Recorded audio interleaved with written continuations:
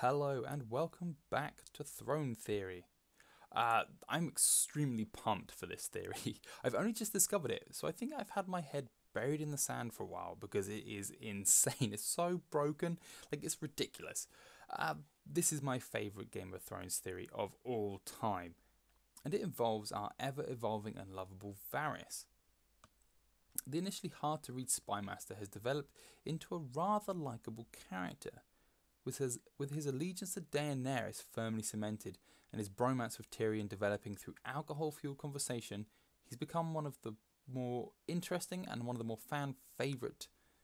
That's not right English, but you know what I mean. He's one of the more favourite characters. Anyone who's on Team Dany and Team Tyrion, they're pretty popular at the moment. But who is Varys really? From what we've been told, he was a slave. He had his doodads chopped off, and he wormed his way from the bottom of society all the way to the top. But is this all just a front covering his true identity and his true motives? This theory goes that Varys, wait for it, he's actually a merman.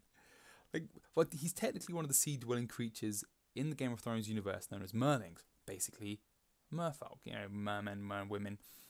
This might seem rather far-fetched, but we're talking about a show or a universe that has dragons, White Walkers who make zombies, direwolves, like the size of horses, an undead mountain, and a fire god who grants people the power of resurrection. So why not mermaids? Throughout the Game of Thrones universe, there are numerous occasions where sea creatures are mentioned. In A Feast for Crows, Brienne hears about these creatures called squishers, and they're man-eating fish creatures who walk on two legs. In A World of Ice and Fire, Maester Theon mentions the existence of creatures called the Deep Ones.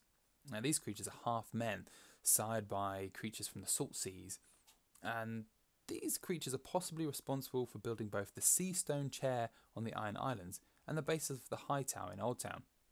And both of these are made from an oily black stone, but we can discuss this in another video.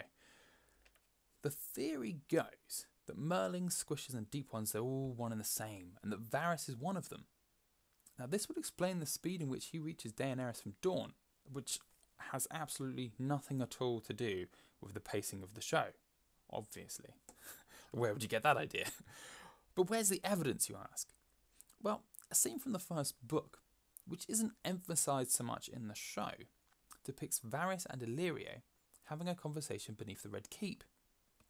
Now, our lovable little Arya witnesses this, and she believes that she sees them ascend from a well.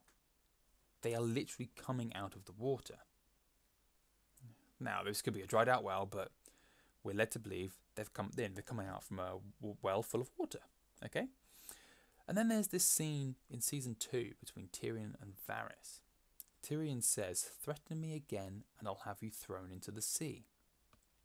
To which Varys replies, quite confidently, "You might be disappointed in the results. The storms come and go, the big fish eat the little fish, and I keep on paddling." Now, this simply could be, and probably is, just a metaphor. But perhaps he's hinting at his true identity, and a lot of fans want this to be true, and they believe that he is a merling. You're going to say, well, what on earth is he doing strutting around on land for then? What's his motives?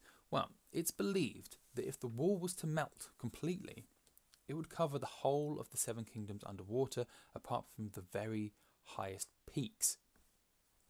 Now, he's just teamed up with Daenerys. Daenerys has 3 dragons. Dragons breathe fire. Ice melts near fire, especially dragon fire. It's entirely possible, however unlikely, that Varys' ultimate goal is to use the dragons to melt the wall, and he's going to manipulate the other characters to achieve this, and then his Merlin kingdom can rise up and become the dominant race in the Seven Kingdoms. Now, this is utterly ridiculous. I mean, it's entirely possible, but George Martin likes to keep his magic grounded, and whilst he has mentioned the existence of Merlings, why write this underlying plot into the story of Game of Thrones? I don't know. It might exist, it might not. I hope it does, because it's crazy. It probably doesn't though. However, let me know what you think below. If you've enjoyed this video, feel free to like and share, and please consider subscribing. Once again, thanks for watching, and see you next time on Throne Theory.